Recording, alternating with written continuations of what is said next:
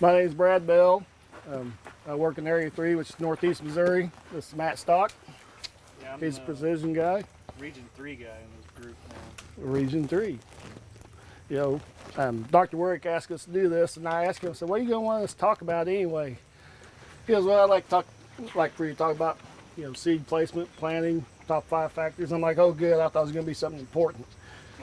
This is important, guys. I mean, if your customers, they're going out there driving too fast, putting seed in too shallow, it's costing them money. It's making your product look bad. We don't want either one of them, do we, Kenny? No, sir. There's one of the things, a lot of you guys have heard this terminology, the top 5 factors. You're going to be hearing it more, I'm sure. What's the first on the top 5 factor, Kenny? Planting conditions. Yep, soil conditions, planting time. This year, soil conditions at planting time, especially on soybeans, in my area, we needed a boat. I'm pretty sure in your all's area you needed one too, didn't you, Kenny? Most of the time. Corn, we was in pretty good shape on corn. We got our corn out of the ground, looked good. We had a lot of rain, a lot of corn's lacking nitrogen. We've been trying to fix some of those issues, but on the top 5 factors, soil condition, planting time, that's the first one. Next one is seed placement. Suck them mats here, because it starts with that planter. We can have him dry 4 mile an hour. We can have him plant 2 inches deep. If he's not got that planter set right, it's pitched up in the back, pitched down in the back. His meters ain't calibrated. Anything we tell him, it ain't gonna matter. Is that right? Yep. And Matt, We'll hear about that in a few minutes. and I was pretty fortunate because the first group I had was in my area. So, and I told them, when I left, I said, I'm glad you all was my first group, because I figured if I screwed you up too much today, I had all next week to fix it. Kenny, it's your job on this group. But and any questions you guys have during this, we want you to bring it out. Don't be bashful, Mick. I know you're pretty shy. But seed placement, that's another very important factor in this. And if you all want to get up, we'll do a little walking right here. It's a lot cooler than it was yesterday. We're going to be in good shape. So come on over this way, guys.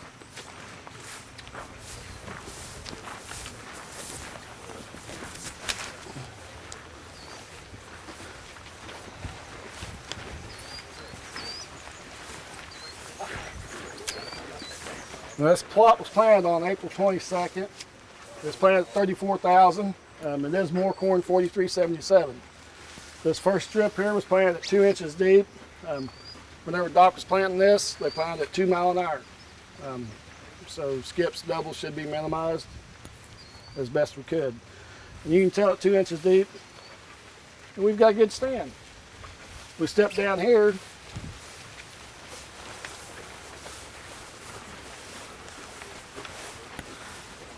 This was a 1/2 inch deep. It's not very good, is it, guys? How many of you guys, if the ground's a little bit cool, how many of those guys have told you, well, I'm gonna plant 1.5 inches so I can get out of the ground faster? You guys heard that? This next one's at 1 inch. Here's your guys that want to plant 1.5 inches because they want to get it out of the ground faster.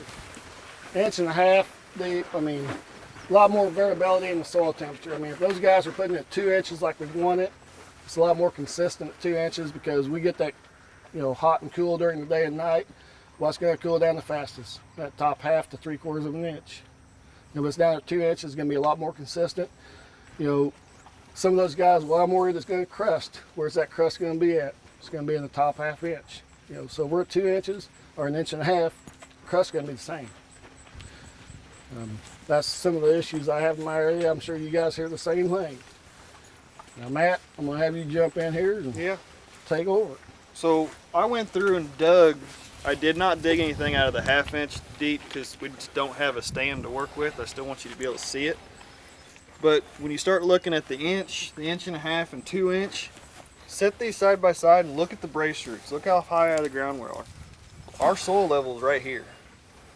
This plant, we've got 1, 2, 3, 4 roots underground. You start going down here, we got 5, 6. The stand looks much more healthy. Look at the stalk compared to the two. It all starts with the planter. So when we go over in the next section and we start looking at planter performance, skips, doubles, it doesn't all work off the meter.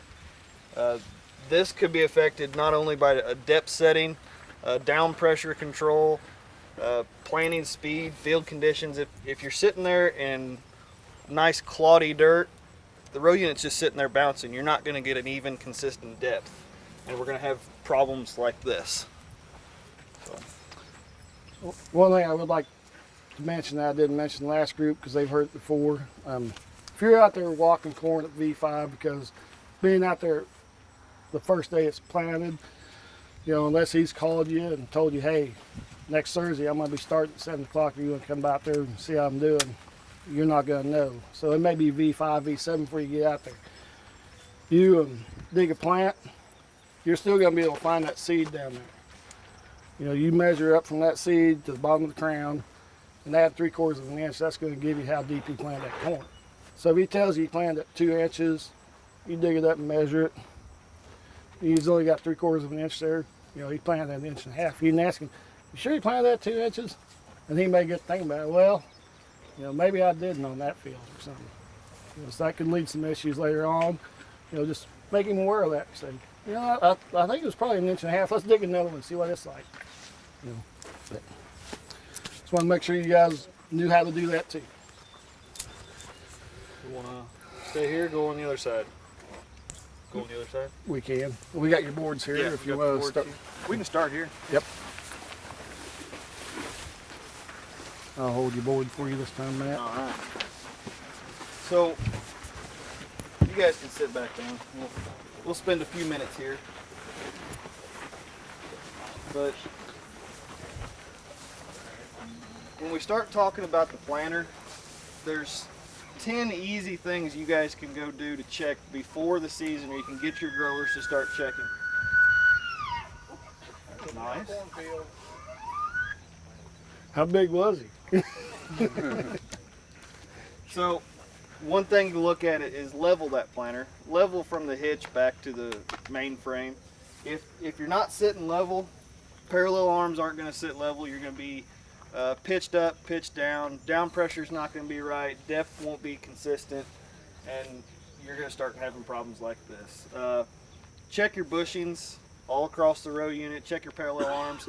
If there's slop in the row unit, there's going to be slop in the planting. The drive systems. Brad's got a good story on that, but if you've got gummed up chains, intermittent drives, it's going to cause all sorts of problems. Hey, Brad, tell them your story. This spring, there's a producer. He got a different planter. It wasn't a new one. It was John Deere Conservation Tillage, 12 row. But on this fire last winter, you know, he had precision guys out there. I mean, they put on precision meters, hydraulic downforce, row clutches, you know, new chains on everything. First 85 acres he was out there planting, and he knew something was wrong with that planter. But like a lot of guys this year, it's getting late. I got to get started. I got to get going. He kept going. You know, he planted 85 acres, got rained out. You know, he planted 2 inches deep, planted 4.5 mile an hour. He had a very good stand come up. Emergence was very even. One side of that planter, though, the main clutch, it was hanging up on him. And like I said, he could tell something was going on with it. And he got off, stopped, went back, looked, checked all the chains and everything. But you know, he didn't take time to check that main drive clutch that was on the back of that planter. So, right half of that planter, what it's doing is, it was binding up, and you know, he'd have 6 inches that didn't have anything, then he'd have a double, triple, then maybe 2 or 3 foot where it planted okay, then bind up again. You know, had a good stand, it was out there, it was up. All his neighbors thought he was crazy because he went in, replanted all that. We put a Smart Stacks number in there because he had VT2 Pro, sprayed it with Liberty, killed that corn. Everybody was asking, what's going on out there? And he told his neighbors, you know, hey, my planter was screwed up. I didn't have the right spacing, you know, I was going to give up a lot of yield there. One thing on the top 5 factors, and I'll bring that up now, is another concept you guys will be hearing is bushels per thousand. You know, so let's say Brian is out there planting at 30,000, you know, and his APH is 180 bushel. That means he's getting 6 bushel per every 1,000 plants, which, I mean, he's doing a good job at that, but we want to get him up around 8. 8's where it's going to max out at. With a stand like that, Brian, he ain't going to get near to 8. You know, he's probably going to be backing up, you know, because we're going to have a lot of skips, doubles, triples. You know, it's just very important on that. Can't stress that enough to you all.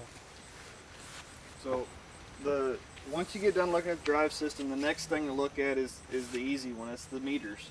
And we've got test stands all across the state. It's the easiest thing to do. Bring them in, calibrate the meters, and make sure the meter is not the problem. We may have other problems other places, but start with the meter. Double disc openers, your average double disc opener should not be smaller than 14.5 inch diameter. You need to get the business card out, make sure the distance between the two is correct. If not, reshim it, check again. We've got some examples of an example of a very nice seed tube over around the corner here. It's kind of classy. It was a nice one. But seed tubes, they're just as important as the meter. They'll cause just as many skips or doubles, mainly doubles, or misplaced seeds as the meter will. So, got to check those. Closing wheels, make sure you got the right configuration. If you're sitting there with a double smooth rubber wheel, you're in a little more soft conditions, you're not right. Go to a single wheel, single rubber and a spike wheel. You're going to be a lot better off, less sidewall compaction. And then look at the alignment. Set the planter down on the concrete, drive 5, 10, 15 feet. The disc openers are going to leave tracks on the concrete. Make sure that those closing wheels are centered on that little line that the disc openers make. If they're not centered, you're pushing one side more than the other, you're going to cause problems. And then row cleaners. Everybody likes row cleaners, but a lot of people like to run them a little bit more aggressive than they should. If you're out there and actually moving dirt, you're too aggressive. You need to be out there just pulling that debris and pushing it out and getting yourself a nice, easy place to set the seed bed. And then seed firmers. Seed firmers are very easy, and they're all easy to install, easy to use. All they're doing is they're sitting there and they're pushing that seed in the bottom of that seed trench and just tucking it down in there so we can cover that up and get good seed soil contact. Seed firmers are also very easy to screw up. You set the planter down a little bit, you need back up, you bend that seed firmer around, next thing you know it's not right in the seed trench, it's not doing any good. So check those out. But we'll go around the corner, and we're going to look at 5 different plots, we'll say. There's 2 rows per trial. We went out and simulated 10% skips. So we went out and redug the seed after it was planted and pulled out 10% of the seed. The next 2 rows is going to be 10% doubles. We went out and dug the seed back up, doubled up 10% of the seed. So we're simulating a poor meter calibration.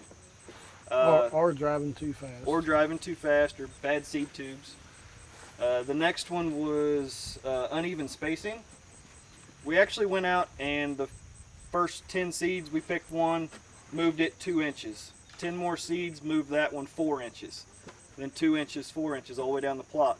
And you'll see that. We went and pulled 10 foot of ear from each one of these plots. You can see how the ears reacted to the different situations. The next one is a late emergence. That one's kind of interesting. We waited till the corn came up, went out, pulled 10% of the plants, and replanted. So we're about 4 to 5 days later planting date on 10% of that seed. And then we have a control group. So you guys can kind of compare and contrast the different ears that are out there, and you can walk through. You guys see this little whisker that's down here? That causes a lot of doubles. You'll catch the seed, stop it, slow it down, whatever. You've either got a misplaced seed or the next seed's catching up with it, and you're dropping a double. So in this plot, if you guys looked out here, this is just written form of what I'm going to tell you, but if you have 100 seeds, you got one skip within that 100-foot stretch, you're losing 0.8 of a bushel per acre. If you've got a double, you're at 0.4 of a bushel an acre. If you got a misplaced seed anywhere from 2 to 4 inches off, you have 0.2 of a bushel loss. So when we start talking about bushel per thousand, this is a very easy way to get those bushels up. Go from a 6 to an 8 bushel per thousand. Real easy when you start pulling skips and doubles and misplaced seeds out of the equation. This one here is probably the most dramatic on the late emergence. You guys can tell that this guy here, you know, if you got ears that look like this in your field, I mean, you're not getting your full yield potential. I like this one. Yeah, that's pretty sweet. Or this one. Yeah. You know, you look at the control. The horn blew. Did it really? Yeah. We did not hear it. Worthington's next. He can wait. Yeah, you know, Jason Worthington, he's going to be the next guy. I want you all to make sure that you tell him that he's got a hard act to follow. I mean, these guys up there is very informative, you know, entertaining also.